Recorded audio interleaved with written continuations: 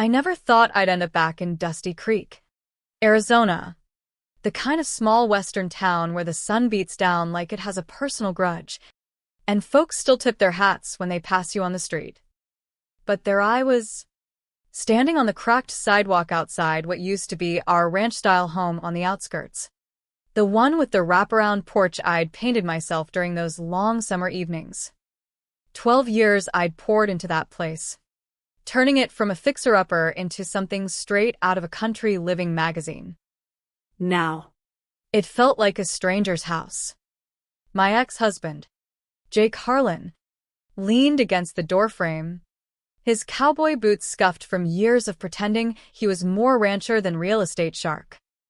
Behind him, I caught a glimpse of Megan, his so-called assistant who'd been batting her eyes at me during barbecues while plotting to take my spot.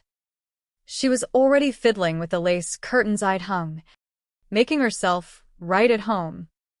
"Emily, you gotta go now," Jake said, his voice flat as the desert floor. "The divorce papers are clear as day. House is in my name. Trucks too.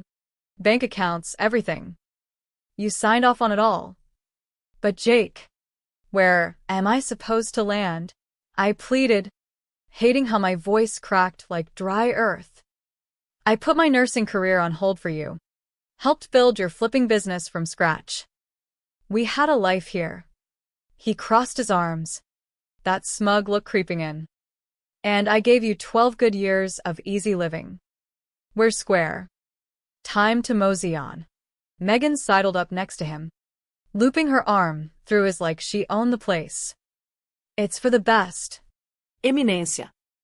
People drift apart, You know? like tumbleweeds in the wind."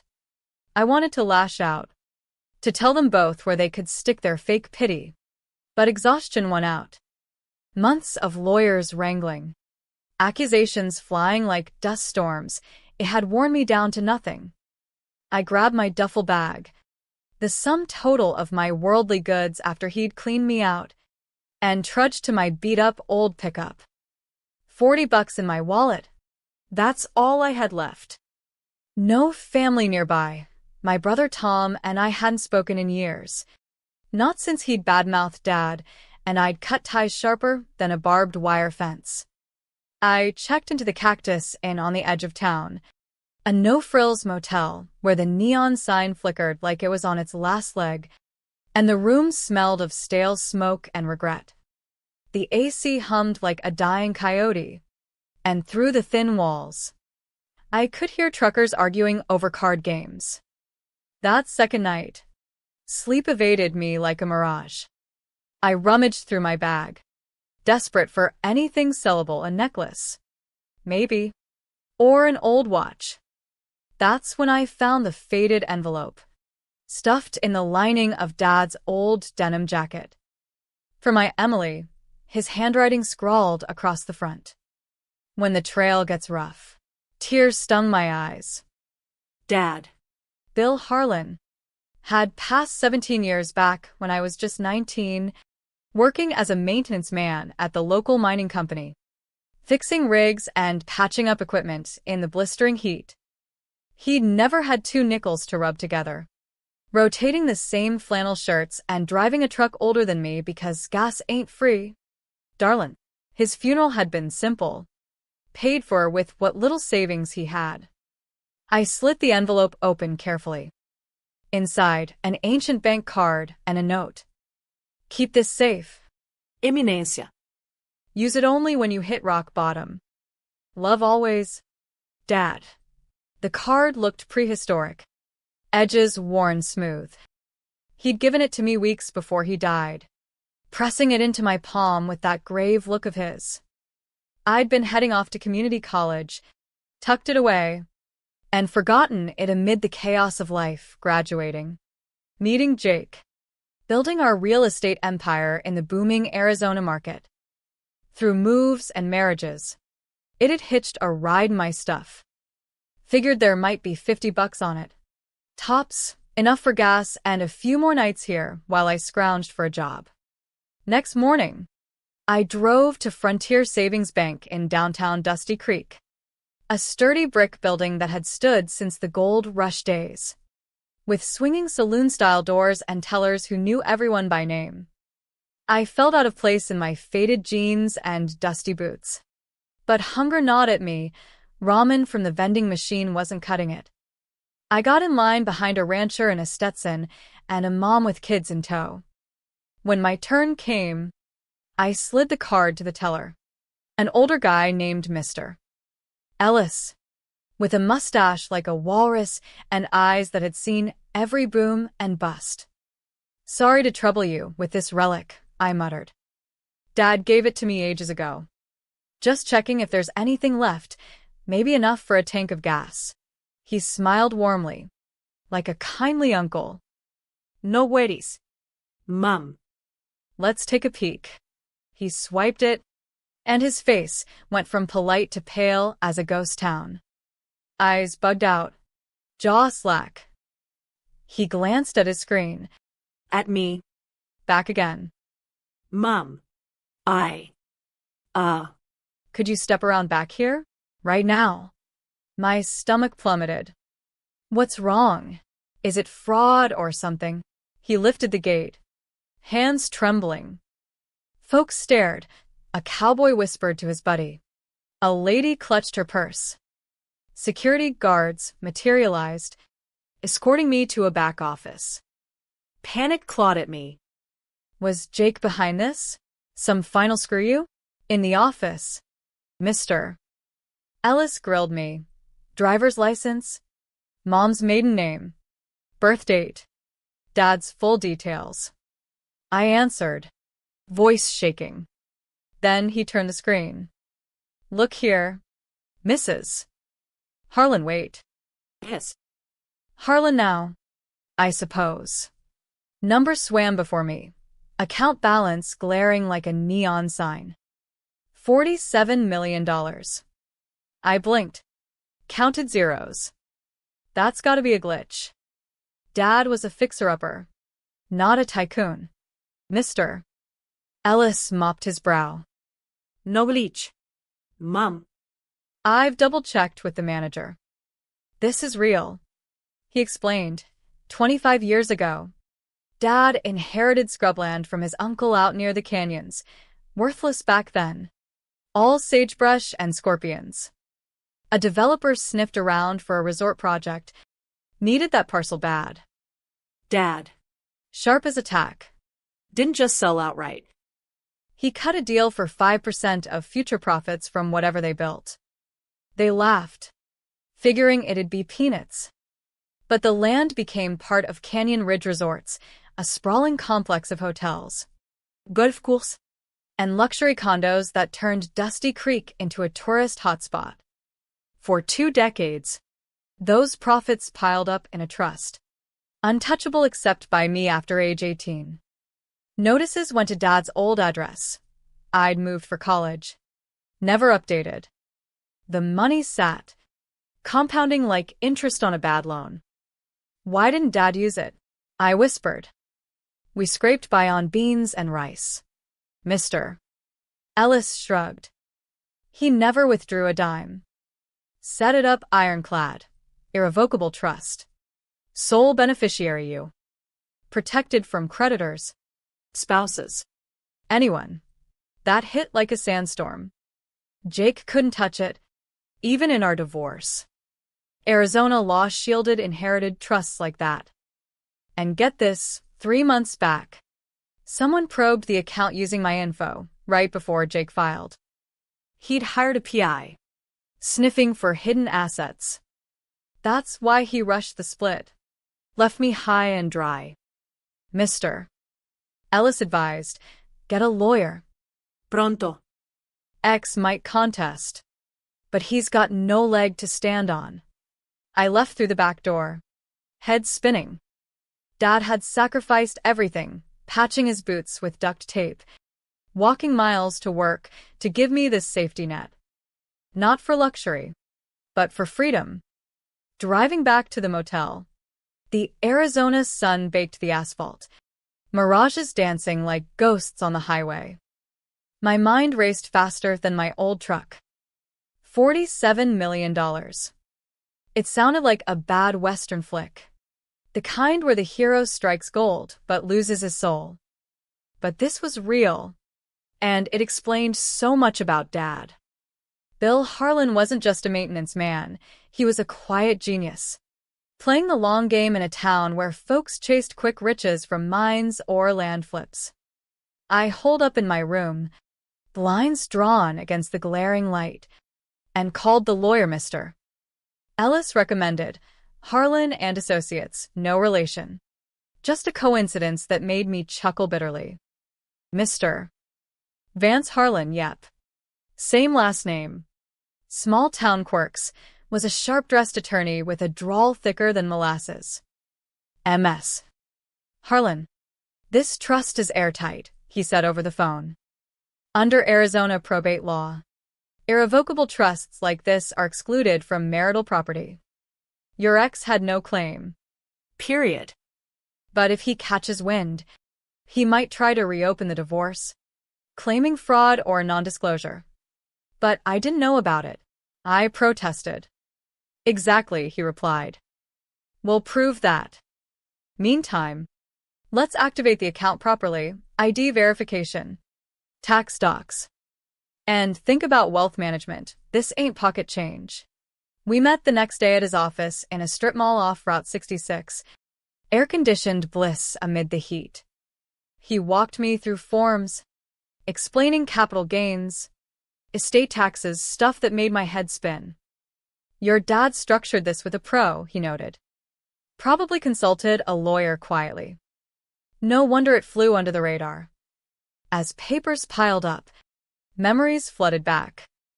Dad teaching me to ride horses on borrowed steeds, fixing neighbors' fences for free because that's what folks do out here. We'd lived in a trailer on the town's edge. No actini. Just fans worrying through scorching nights. Why hide the money? Why let us struggle? Mr. Vance speculated. Maybe he wanted you to earn your stripes without a silver spoon. Or protect you from gold diggers, like that ex of yours. Jake. Thinking of him twisted my gut. He'd charmed me at a rodeo 12 years back, all dimples and dreams of building a real estate empire in the booming Southwest. I quit nursing to handle his admin, scouting properties in the canyons, closing deals that turned scrub into subdivisions. But success changed him, late nights, business trips with Megan. The divorce blindsided me. He claimed irreconcilable differences. But really, he'd hidden assets, undervalued the business. My lawyer back then was a hack. I walked away with crumbs. Now, with this fortune, I could crush him. Buy his debts. Foreclose on his flips. The thought simmered like revenge in a saloon showdown. But Dad's note echoed, when you hit rock bottom. This wasn't about payback, it was about rising up. Still, reporters sniffed around. Small-town gossip spreads like wildfire. Local woman inherits fortune. Headlines popped up online. Old friends texted. Cousins I barely knew emailed about family bonds. Even my brother Tom called. Voice oily. Sis. Blood's thicker than water. Dad would have wanted us to share. I blocked him. We'd fallen out 8 years ago when he called Dad a loser drifter during a holiday spat. No reconciliation now. Greed tainted it. Mr. Vance set up protections, non-disclosure agreements for advisors, a private wealth team at the bank. They explained investments, bonds, stocks, real estate funds, all while emphasizing philanthropy. Many inheritors start foundations, one said. Gives purpose beyond the dollars. Purpose. That's what I craved amid the chaos. For days, I wandered Dusty Creek's trails, red rocks towering like silent guardians. I thought of women like me, divorced, broke, starting over in this unforgiving West. Nursing had taught me empathy. Maybe I could channel that. On day 10, I sketched plans for a nonprofit, Desert Horizons, helping abandoned spouses rebuild, housing vouchers, job training, legal aid for custody fights. Light on revenge, heavy on healing. But Jake loomed. Mr. Vance dug into his business discreetly. What surface chilled me, Jake and Megan had cut corners on developments. Shoddy wiring in condos. Ignored seismic codes in earthquake-prone areas. Bribed inspectors. They'd sold homes to families unaware of flood risks in monsoon season. One couple bought a place with a faulty foundation. Hidden under fresh stucco, another's roof collapsed in a storm. Fraud. Plain as day. Arizona real estate laws were strict, licenses revoked for less. This ain't personal anymore, mister, Vance said, sliding reports across his desk. It's public safety. We tip off the state board anonymously. I nodded, heart pounding. Not vengeance, but justice. We compiled evidence, sent it off. Within days, investigators raided Jake's office in the new strip mall he'd built. News choppers hovered. I watched from my motel, seeing Jake cuffed for questioning, Megan trailing pale-faced. My phone lit up, Jake. I answered, steeling myself. You bitch. This is your doing, he snarled. Jealous 'cause I moved on. I reported crimes. Jake. Those families deserve safe homes. They signed waivers. This is a setup. Goodbye. I hung, blocking him. Strength surged through me, like finding water in the desert. But he called back days later. Desperate. Ain't. Please. Business is tanking. Help me out for old times. We met at a dusty diner off the interstate. Booths worn from truckers' elbows. He looked wrecked, unshaven. Shirt rumpled. I screwed up. Okay, but 12 years. That means something. Pity flickered. But memories hardened me, him tossing my bags on the porch. Megan smirking. No. Jake. Face your music. I left. Closure wrapping around me like a warm blanket. No gunslinging revenge, just walking tall. With the account activated, money flowed like a hidden spring, taxes handled, advisors buzzing. But I didn't splurge on mansions or Mustangs. That wasn't Dad's lesson. I rented a cozy adobe bungalow in the hills outside Dusty Creek, with views of saguaro cacti stretching to the horizon.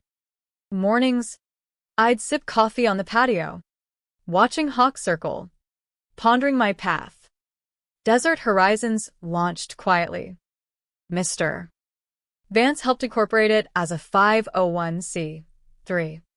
Arizona's nonprofit laws, making it straightforward.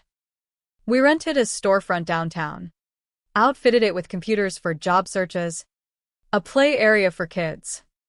First client, Maria, a single mom whose husband skipped town, leaving her evicted from their trailer.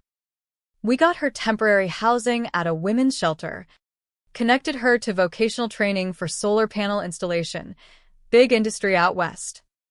Her smile when she landed her first gig? Priceless. Word spread. Soon, we helped a dozen women. Legal aid for one fighting custody in family court, explaining Arizona's community property laws that should have protected her but didn't due to shady dealings. Job placements in tourism, mining support, practical stuff for our rugged region. I volunteered anonymously at first, but faces lit up when I shared my story. You're one of us, they'd say. It healed me, turning pain into purpose. Meanwhile, Jake's world crumbled. His license suspended. Investors fled like rats from a sinking ship. Charges piled up. Fraud. Endangerment. Megan bailed, heading to Vegas with some gambler. He lost the house. We'd bought it pre-marriage. But loans buried him. Last I heard, he crashed with his brother in Phoenix, selling used trucks. No glee from me, just a quiet nod to karma. Tom ramped up harassment, letters claiming Dad's intent was family unity, threatening suits. Mr. Vance shut it down. No standing, trusts clear. Arizona inheritance laws favored the document's word. Tom slunk away. Resentment his only inheritance. 6 months in, Desert Horizons expanded. We bought a rundown motel, renovated it into transitional housing, affordable units with on-site counseling. Funded scholarships for kids of single parents at the local community college, named after Dad, Bill Harlan Opportunity Fund. First recipient, a teen whose mom cleaned hotels. Dad long gone.